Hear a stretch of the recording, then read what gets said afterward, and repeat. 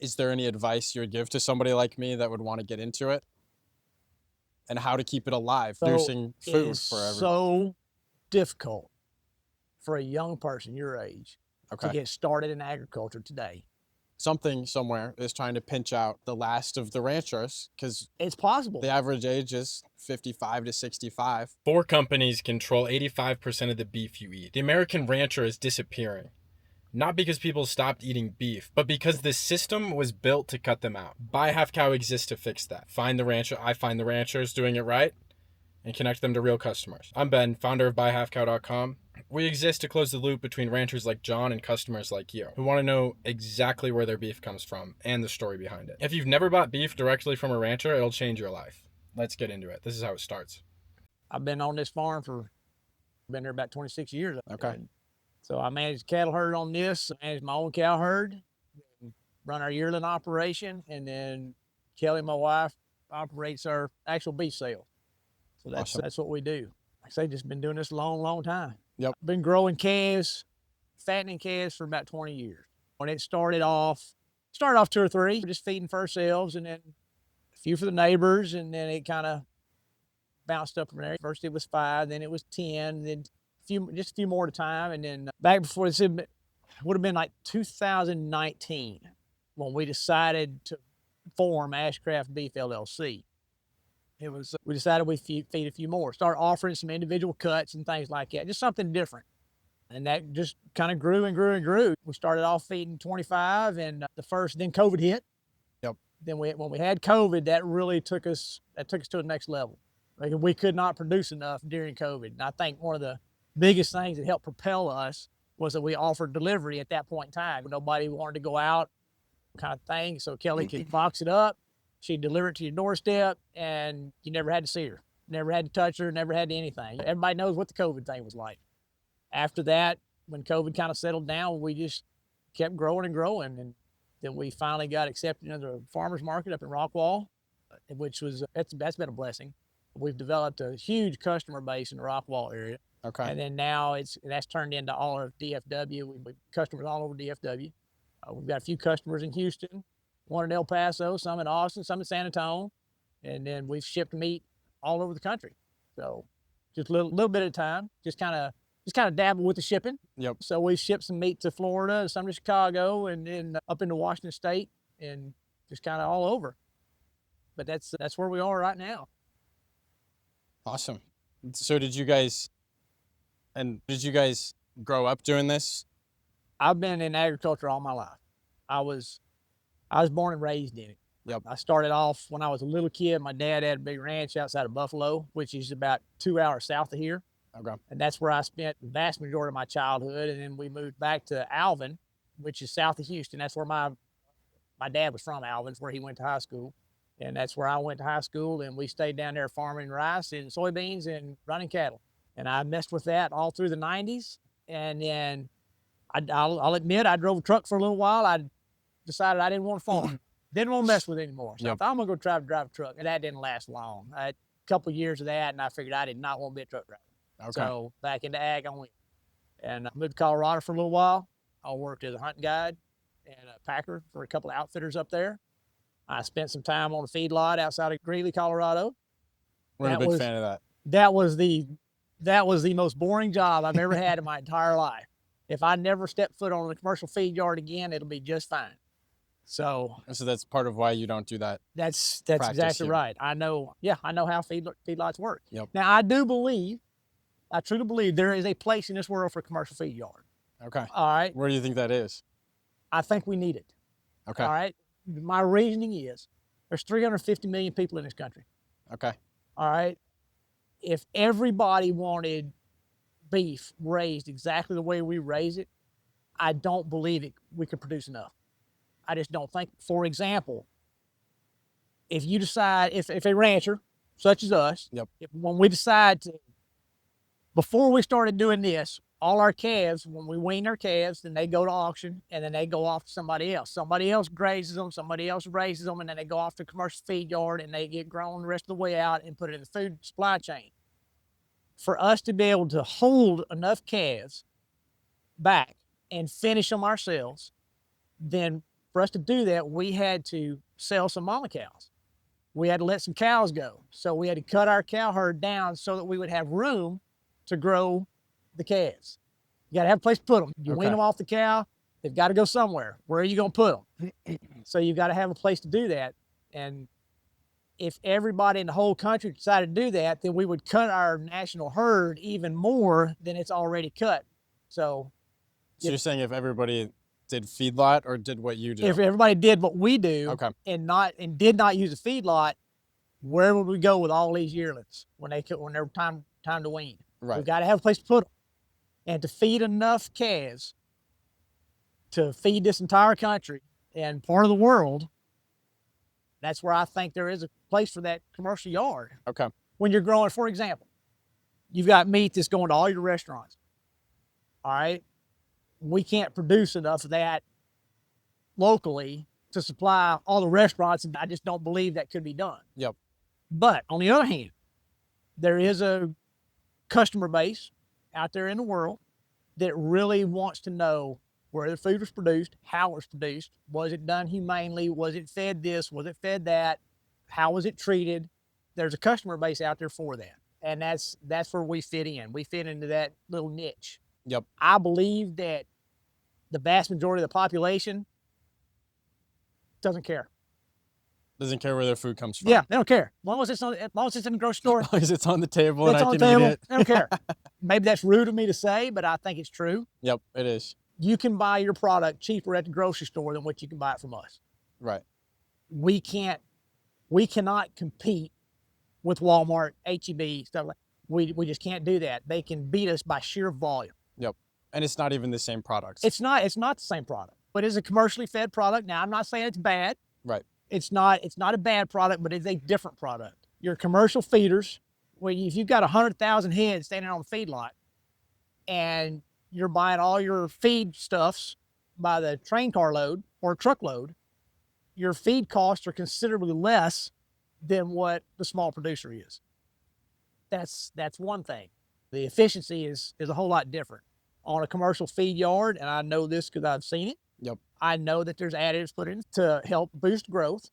I know that they use added growth hormones. There are little implants that go in the back of the ear. It helps produce growth. And what that does is it helps them get their calves bigger to the end weight in less time with less feed.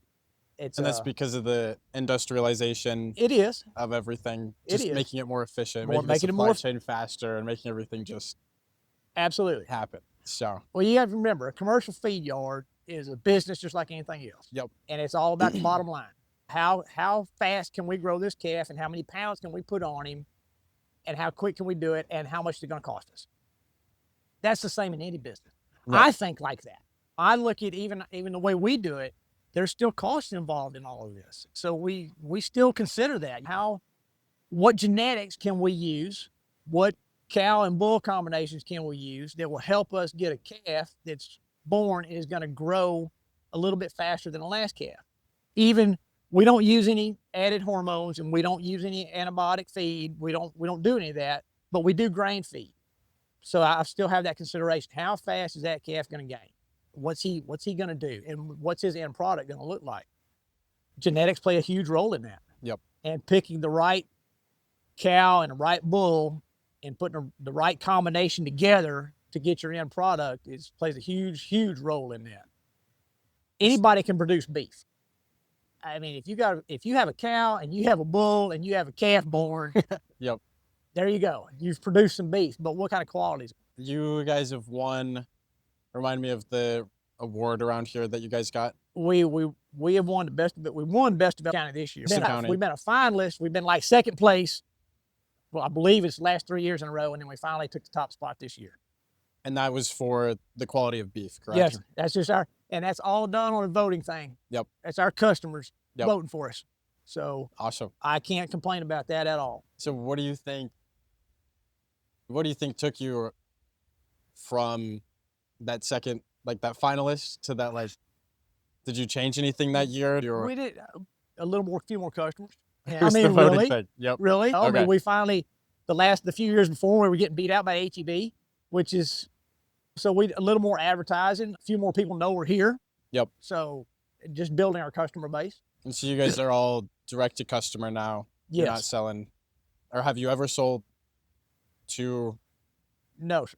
None of that. No. We had one barbecue restaurant that bought some ribs from us for about a year, Okay. for a little while, and we just couldn't supply enough. That's all it boils down to. We couldn't supply enough. We have one little grocer down in Corsicana. It's K&K Creations. They're just outside of Corsicana, and they buy a little bit of product from us that they sell in their store. But that's it. And they're a little small store about the size of my garage there, and they're outside of town, and they'll sell a little bit of our product. Other than that, it's direct to customer. Just in this community that you have, and you guys can ship if the price is right, really. Yeah, that's it. Shipping meat's not cheap. Yep. We've dabbled, like I said before, we dabbled with it a little bit, but we haven't had to. We've developed a big enough customer base in North Texas that they keep us sold out for the most part, or booked out several months in advance anyway. So walk me through a little bit of how that works. You guys are booked out 3 months in advance. If like a customer comes to you today and they're like, I want half a cow, quarter cow, full order, how would that process kind of look for them? Okay. If you called us today, Yep, or contact us on our website or however, through Messenger, website, email, multiple channels here. or halfcow.com. Yep. You'd get in touch with my wife, Kelly. She'd be the one you talk to. Yep. I'm gonna tell everybody here, I grow it, Kelly sells it. Yep. But you'll talk to her, and then she'll schedule you out, and she'll tell you, okay, I've got a kill date on such and such day, and this is when yours will come out. Because we offer things other than half. We do sell by individual cuts. We do offer monthly subscriptions and things like that. So our cattle, as they go to the processor, they have to be she schedules her bulk orders out so that they fit with all her small orders in between. And she has to. So it's not just I want this tomorrow and you get it tomorrow. Not it has gonna to be with the cycle of how everything works out here, and with the dates that you have scheduled, and processing is a huge issue right now. Yes, I know sir. that. Well, a lot of people think, well, why can't you just produce more? Yep. Well, a lot of folks don't realize how long it takes to get a calf from birth all the way to process. Yep. So walk me through that a little bit. Like, what does a cow go through from the time you calve to the time you process? What does that kind of look like? Anywhere from 18 to 24 months. Okay. Give or take a little bit. So that calf, we'll wean the calf off the cow. Generally, that calf will weigh about 600 pounds. Might be 650. And under certain conditions, I might let them go a little bit longer on the cow, and they'll be pushing 700. But most of the time, they're going to come off the cow about 600. Then they're going to go from there into a weaning pen. And they'll spend about 10 to 14 days in the pen, 21 possibly, but generally 10 to 14 days. And in that time, they'll be fed, they'll be vaccinated, because we do vaccinate. I vaccinate for all our calf diseases. I do not want calves getting in any kind of infection. In order to be antibiotic free, we don't want them to get sick. So we do vaccinate, we do treat for internal parasites and things like that. After that, then they'll go out on pasture. They stay out all the time. We do not feedlot our cattle. Yep. First pasture they'll go into, they're offered grass, and right now this is March, so they're still grazing oats. But at the same time, I have self feeders out for them with a grower ration in it, and that'll help them put on some pounds and just gain a little mass and get bigger. And once they go from there, when they get up there in that 1,000-pound mark, 1,000, 1,100 pounds, then we'll move them to a different pasture and change their feed ration. Now, there again, they're still out grazing grass. Right now, they're same scenario. They're grazing, our fat cattle are grazing oats, but they're eating our finish ration at the same time. As our oats play out here, probably about 30 days or so, might be a little longer. It just kind of depends on the weather.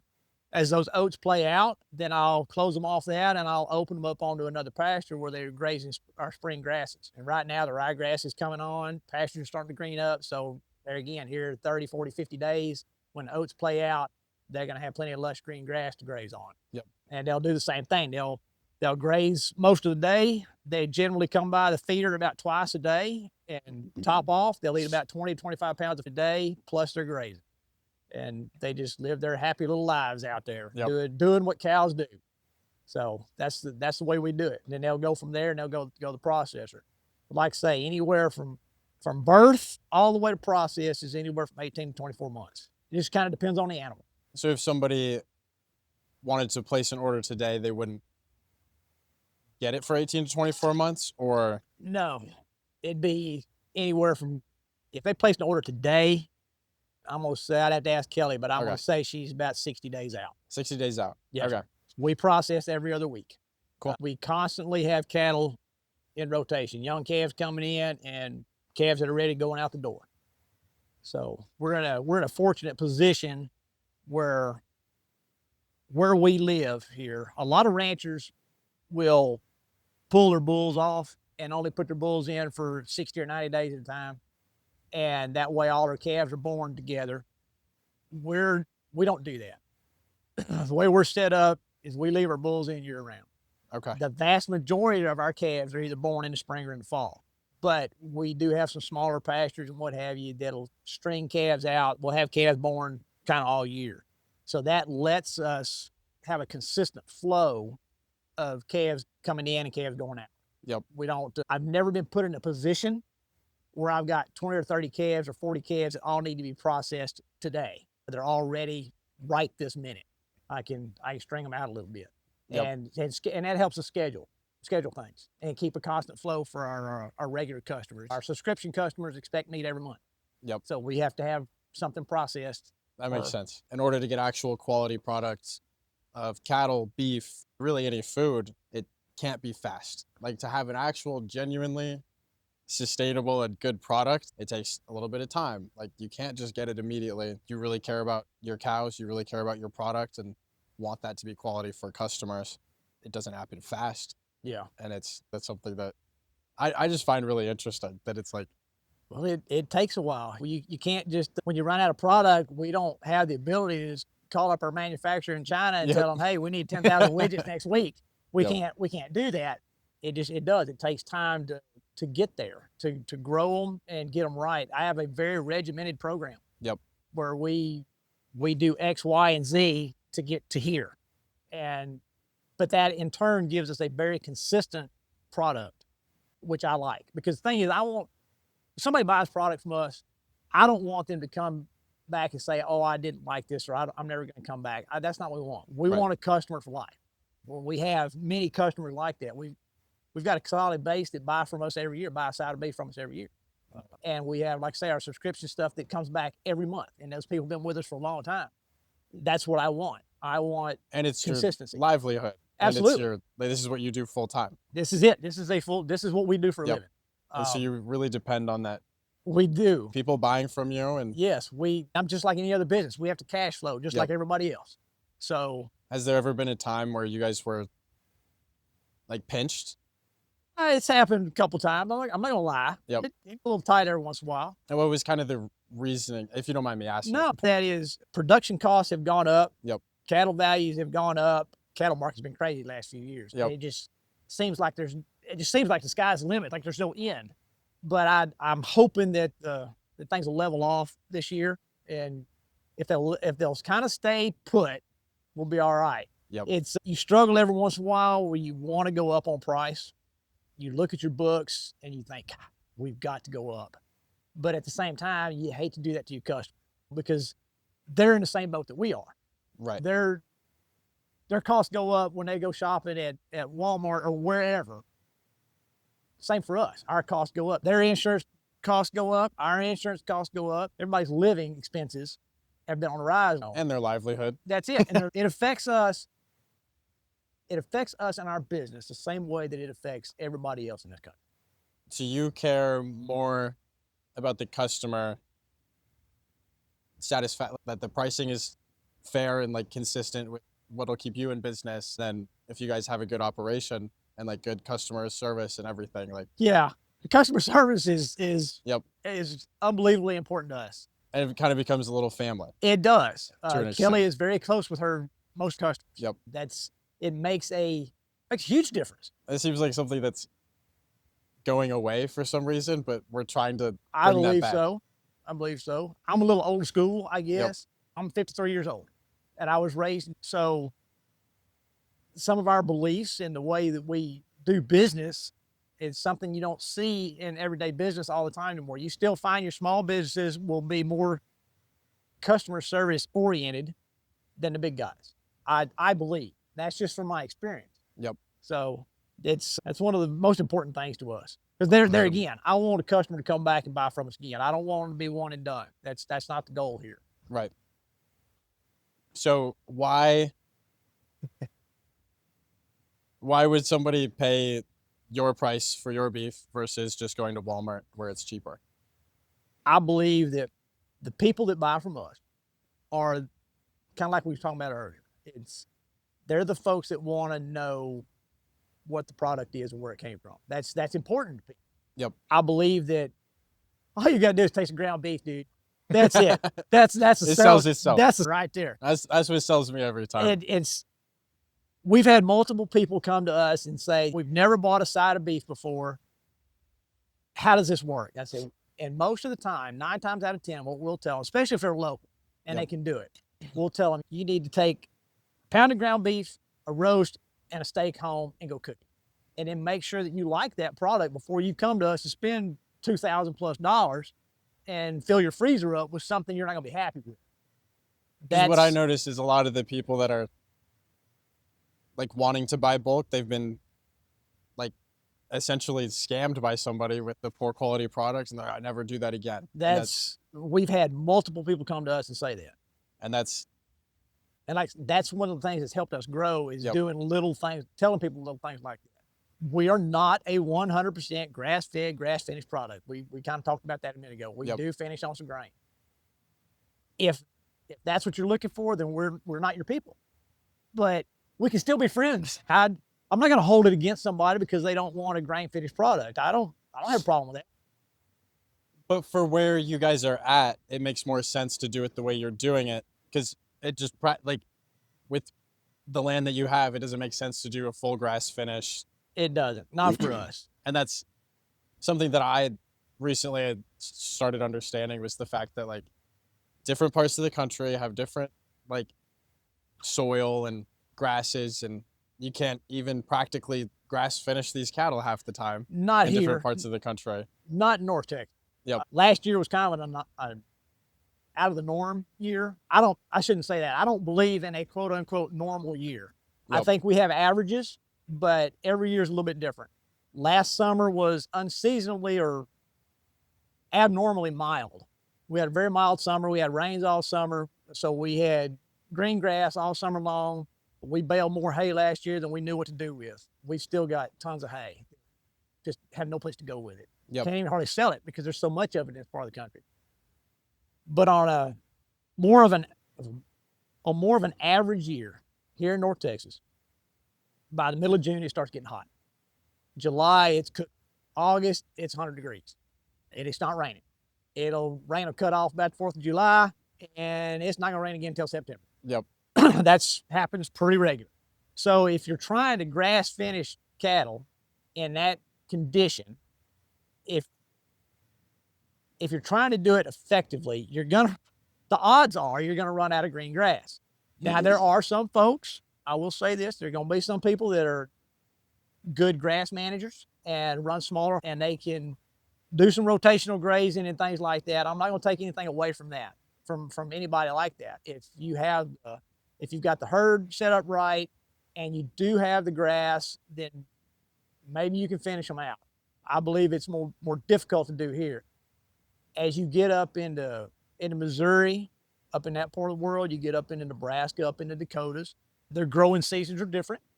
They have different forages there that we do not have in North Texas. Yep. And I believe that those folks up there can actually finish out a grass-finished calf and get a really good product. I believe it's possible. Yep. There's a difference between grass-fed and actually grass-finished. Anybody can take a calf that weighs 1,000 or 1,100 pounds that's been eating nothing but grass into process. But is that calf truly finished? There again, that's going to depend on your opinion. Right. If you're looking for a product that's extremely lean, that might be your thing. And if that's what you like, great. I don't have a problem with that. But you care more about... I prefer a calf that's marbled out a little better, that has a little more flavor to it. I just think it brings more to the plate, brings more to your palate.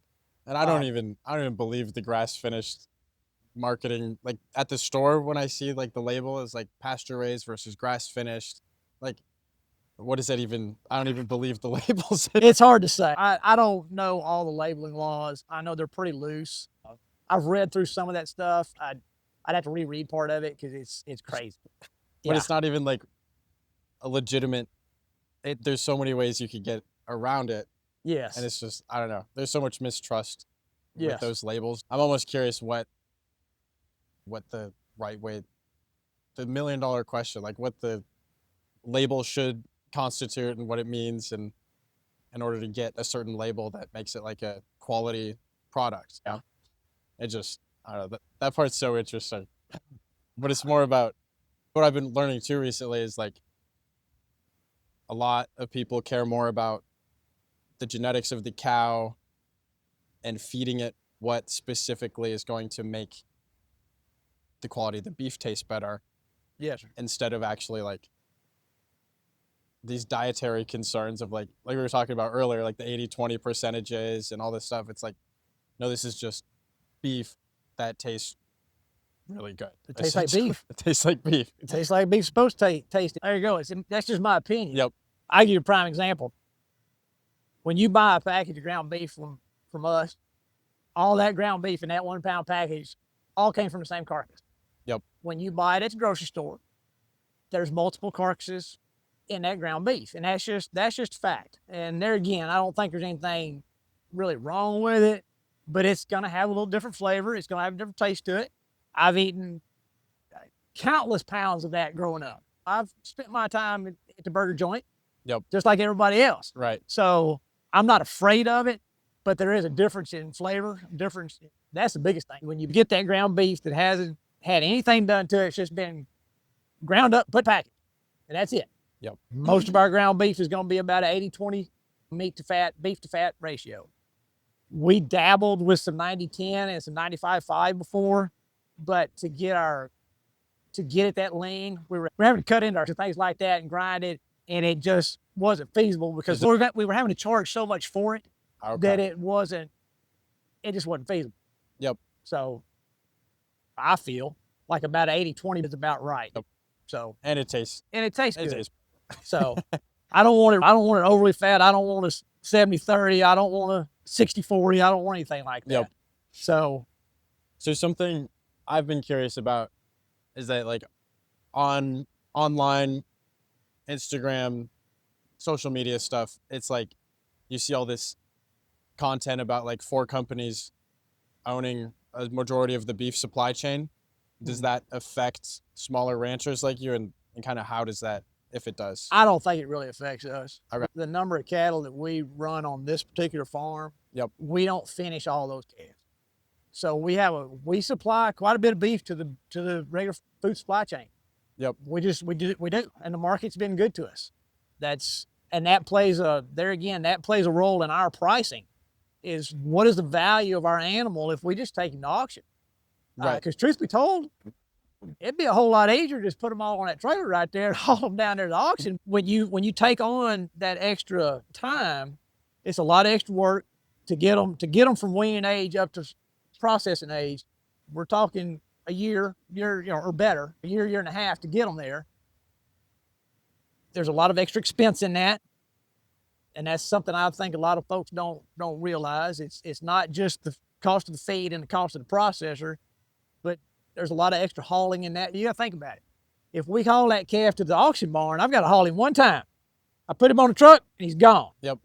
We take him to the processor, now I've got to haul him twice, sometimes 3 times. We've got to take him down there, and then we've got to go back and get him. So now, and then we got to deliver it. And then we got to deliver it. So now we've got freight in that same cut of beef. We've got freight in him 3 times. Yep. So that's added expense. So why does that even make sense to do that? Because I enjoy it. Yep. And when everything plays out right, we make a living. That's the thing. We can make a living at it. But everything's got to fall in place. Something that people don't think about and they don't want to talk about when you're pricing your product. Now this might touch on something, but you got to think about death loss. Interesting. All right. You better figure that in, because you're going to have, it depends. If you're feeding if you're finishing 20 or 25 calves a year, the odds of death loss are pretty slim. When you start feeding 100, 200, 300, 400, and then you get up to your commercial feed yards, now the averages are going to catch up with you at some point in time. Something's going to die. It just happens. Interesting. It's nature, okay? That's the part like most people don't even think of. They don't think about that. So let's say you feed 150 calves this year. Yep. All it takes is one of them to die. All right, well, if that animal is worth, just say he's worth $3,000 at auction, and he dies. Now you've got to take that $3,000 and you've got to spread it out over those other 149 calves. You've got to recover that cost somewhere. This is no matter how you look at it, it's still a business. Yep. And at the end of the day, all the math has to work. So, but that's one of the things that some people don't think about. And that's why that's one of the added costs. Yep. And that's what goes into it. That's what goes into it. If you cut the costs at the grocery store, you're going to pay for a cheaper product that's a lower quality, and it's not even the same thing. In my opinion, it's not even the same. It's not the same thing. It's just not the same thing. But when people start talking about premium costs and premium prices and what have you, a lot of the vast majority of it has to do with production costs. That's just, people have to remember, we cannot produce beef on the ranch for the same price that you can produce beef on a commercial feed yard. And there's no way to do that. No. Period. No. No matter what anybody tries to do.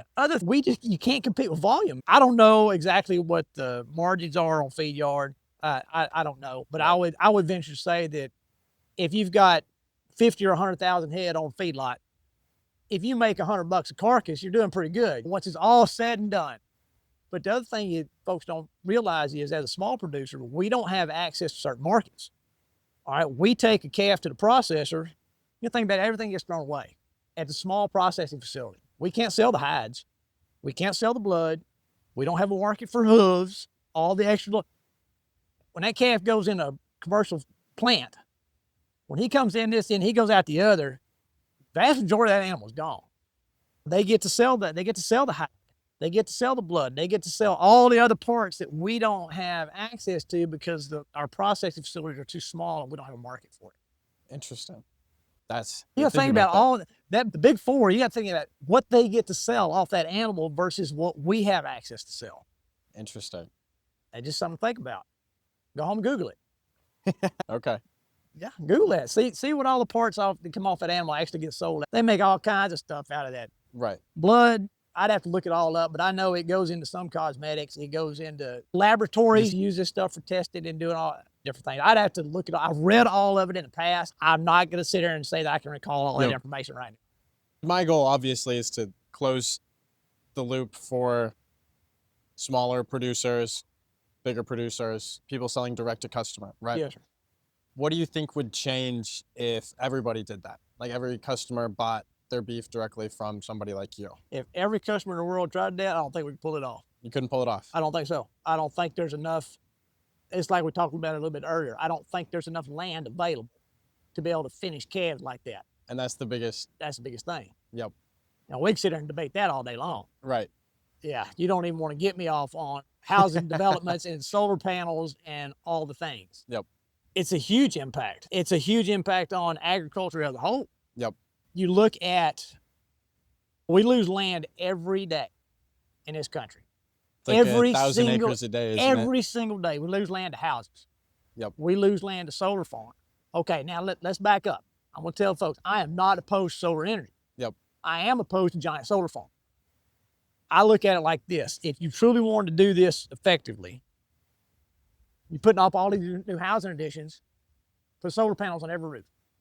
There's 1 million acres of solar panel right up there in Dallas and DFW. Look at all the rooftops, all the office buildings, all that surface area, you can put solar. Knock yourself out. Right. But why do you want to come out and take some of the most productive agricultural land in the country and cover it up with solar panels? That doesn't make any sense. Yep. And there's going to be people that have vastly different opinions than I do. Yep. I just don't see the math in it personally. People get off on the tangents about GMOs and mass production of food and all the things. We can talk about all these different things, but every acre of land that we lose, we've got to figure out how to still feed the world. Right. How do we do that? So you better figure out how to produce more on the land that's still available. That's the thing. Keep taking that land out of production. Well, that's crops. That's everything.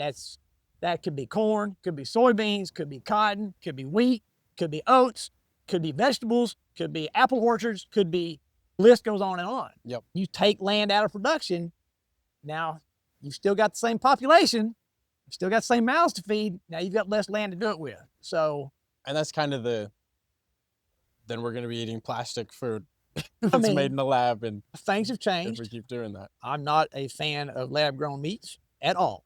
I mean, how Not could you even be? a little bit. How You know, could you be? I'm a beef producer, so Yep. I'm not a fan of that, obviously.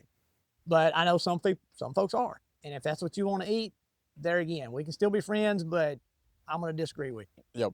I think that it all needs to be grown right out here in the sunshine. So, And that is something that's interesting, is that like there's like a market, and not even a market necessarily, just like people my age that are suddenly like very passionate about like agriculture and like wanting to get into it. Is there any advice you would give to somebody like me that would want to get into it, and how to keep it alive, producing it food is for everyone? so difficult for a young person your age to Okay. get started in agriculture today without some help. If you're not born into it, Yep. it's very difficult to start. Reason being is production costs are so stinking high. You have to borrow so much money. Yep. If you don't have your dad helping you get into it because he farmed, or your grandfather or something because they have access to the land, or they have some equipment you can use, it's tough. It is extremely difficult. I'm not going to say it's impossible. Nothing's impossible. But I don't really have any advice to give. Have a good banker. Have a good Have a good banker. And that is kind of what I see, is like a lot of people my age now are like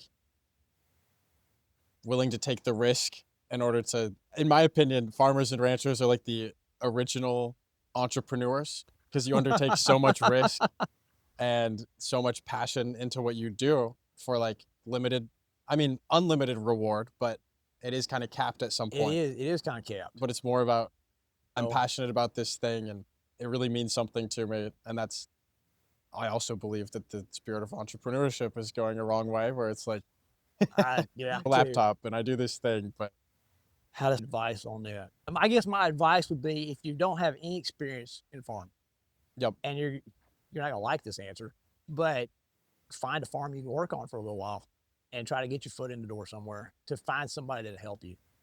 I'm Yep. gonna buy a tractor, or I'm gonna buy some cows, or whatever the case may be. It's gonna cost you a tremendous amount of money, and the Yep. risk is extremely high. Extremely high. I haven't followed the corn market here in the last few weeks, but corn's been trickling up a little bit, I believe. But I know it's been kind of low the last few years. That's one of the reasons that cattle are so high. Yep. If you go back, everything that goes into it. well, think of it like this, and you can go back over, say, the last 10 or 20 years. Watch the grain market. Go back and look up the graphs and watch the grain market. Watch the cattle market and overlay them, and see what happens. When grain is up here, cattle are down here. And as grain comes down, cattle will go up. And that's what we would call input costs, right?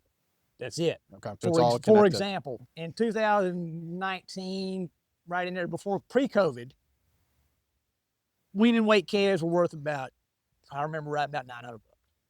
Okay. Yep. But corn was at $7 in that neighborhood. So our calf cost was low. Feed costs were extremely high. Now we're at calves that same calf today is worth $2,200, $2,300, $2,400 in that neighborhood. It kind of depends on the quality of the animal. You know, when cattle go through an auction and get purchased, they do get purchased on quality. Higher quality obviously bring better money.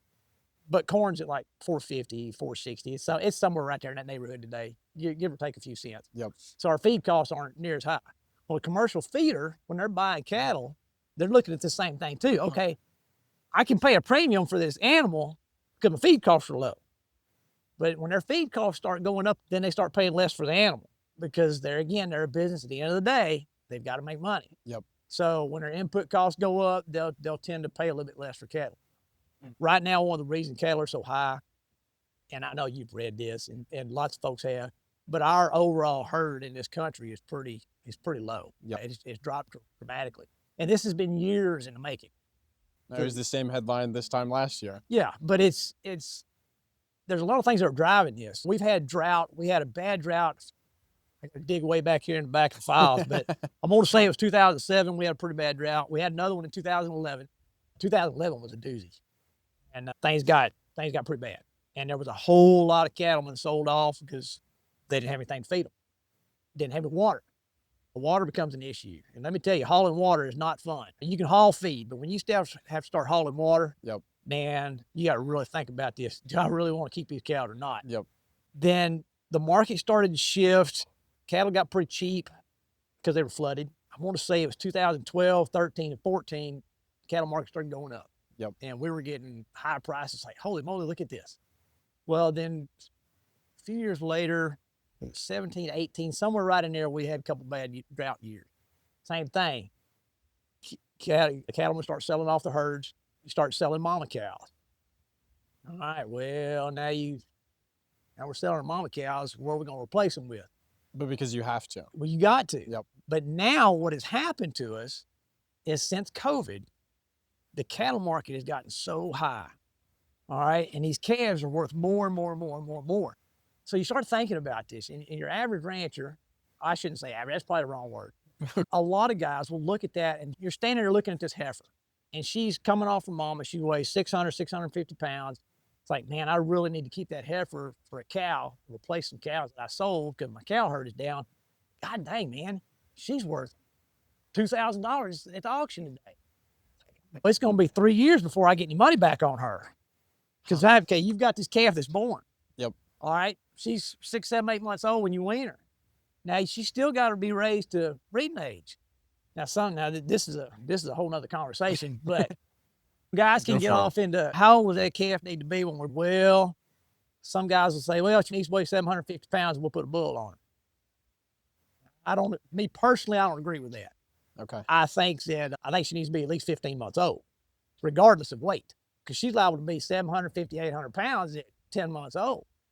But you got to think about when is she going to have that calf? How mature is she going to be at birth? I think she needs to be 15 months old. That way, when she has that calf, she's a full 2 years. She's 24 months old. So she's at 2 years old, she's far enough along, she's developed good enough that if you bred her to the right bull, she shouldn't have any trouble having that calf. She should be big enough in the back end. She should be mature enough to go on and have that calf. So now, she's 2 years old, so you've raised her from birth. Now you're 2 years in. She's finally bred, and she's finally got a calf on the ground. All right, well, now we got to raise that calf. So we're another 6, 7, 8 months down the road. So you're nearly 3 years from birth before you get any return on her. It's a long time to sit on your money. That's the whole time you're taking care of that cow. That's it. Caring for them. Yep. You're breeding her. You're waiting. Then you got to wait on her to have a calf. Then you got to wait for the calf to get grown. That's a long stretch. Well, man, I can get $2,000 or $2,200 for her today. So off she goes. Yep. Well, in order for this country to start rebuilding our herd nationally, we've got to start retaining some heifers. All right. The bad side of that is when heifer retention really starts, beef prices are going to click up again. Because now what have we done? We're holding back heifers. So that's heifers that are not going to the feed yards. Yep. So what have we done again? We've cut supply again. A little bit. Something in the system's like it takes a long time to recover. Yep. It takes years to rebuild our herd nationally and get our feed yards full and all the things to happen for beef prices to really come down in this country. We're talking about several years in the making. Right. And the market, everything's got to be right. I kind of call me a conspiracy theorist here. I feel like there's almost this thing going on where people are somewhere is trying to pinch out the last of the ranchers, because It's possible. the average age is 55 to 65. And you just told me that it's almost impossible to get into, as in, like, if I wanted to go start a ranch today, I'd need a couple million to get land, another couple million to do this. You got to think about what cattle cost. And that's another thing, man. Replacement cattle right now, because holy moly, heifers today to replace cow. You got to remember, we're going to sell cows every year. Yep. Every year you're going to have a cow that's going to age out. She's going to get a bad eye, something's going to happen to her, or she's going to be gone. She's just old. She's going to age out. It's just like any business. It's just There's like losses to take. That's it. Any business. So now you've got some salvage out of that animal. When you take her to auction, you're still going to sell her. She's still going to go into hamburger meat. That's just the way it is. She's going to get ground up. Now we got to replace that cow. So our option is to either wait on that heifer to get grown, and you can wait that 3 years to get your paycheck on that heifer, or you can go out and buy some heifers from somebody else that are already bred, who's done part of it. But now she's bred. Now you've got to let her calve, and you've got to wait on that calf to sell. Well, god dang, that heifer today is going to cost you anywhere between $4,500 and $5,000 on the low end, just to buy her. If she's already had a calf and you got a pair standing there, that's a $5,500 or $6,000 animal. It's interesting. It's expensive. Years ago, you could buy a good replacement bulls for $1,500, $2,000. Now you better get her ready to write a check for at least $5,000, and that's on the low end. Good herd bulls are going to cost you $7,000 to $10,000. So it takes a lot of money to get started. If you're talking about getting started in a cow herd, today is not the day. Now those high replacement costs are okay as long as the market maintains. Okay. If we keep selling for the same price we're selling them today, that's fine for the producer. So what happens if it goes up and just keeps going up? If it keeps going, then as long as the calf that you can sell at auction, or that we can sell to the public, as long as that price stays in tune with the replacement cost, then you're fine. Okay. But there's always a risk of the cattle market turning south and going down. The cattle market is very cyclical, always has been. And it's generally, as a rule, it's always been on about a 10-year cycle. Give or take a year or two. That's the same with normal economic cycles too. Yes, interesting absolutely. enough. Absolutely, it's exactly the same. Cattle prices go up, cattle prices go down. Yep. Grain prices go up, grain prices go down. The exchange of goods and services that's on a macro scale, that's just how it goes. It's just how it goes.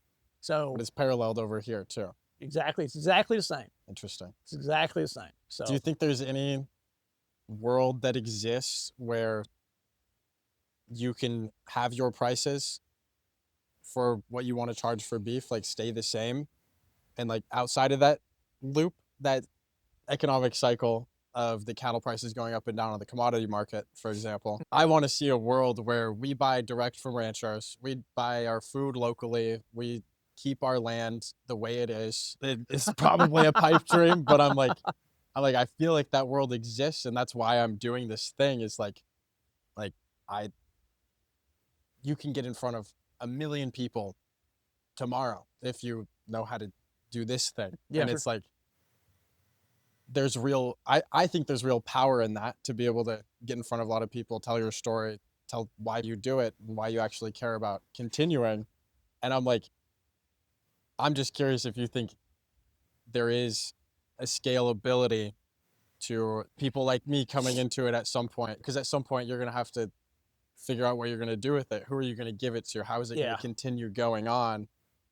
Or whoever's going to come into it. I see it continuing to go. I hope it does. And we need more people that think like, there's a lot of people that think just like I do, clearly. And it's that transfer has to happen at some point for it to be a continuous loop of carrying on Ashcraft beef. Yes, sir. And most people have families. You're running a 350 herd. Well, just doing your way. Well, that's the thing. This farm. Now I will say this farm will continue to go. Yep. I don't know. I may have mentioned this or not, but I work for farms full time. Yep. Okay. I manage their cattle herd. That's my full-time gig. And then I manage my cow herd, and I manage all our yearlings, and then Kelly runs this part of the program.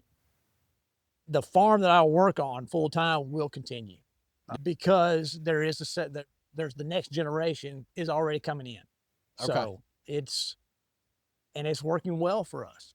The new kids are, Yep. yeah, new kids have come home from college kind of thing, and they're coming in and doing well. And I think they've got a bright future ahead of them. Yep. We will, in this part of the world, we're 45 minutes south of Dallas. Yep. So we're going to constantly battle growth. That's just the way it is. I hope that there's enough here for me to make a living for as long as I want. I hope this next generation coming in, I hope it stays the same for them. I hope they don't have to struggle too much with land and land values and battling home builders and solar panels and all the whatever things. else it's going to end up Whatever being. else it's going to be. But the thing is, the biggest thing about agriculture is we can't compete with the prices that landowners are offered for solar farms, housing, and stuff like that. We can't compete with that. Yep.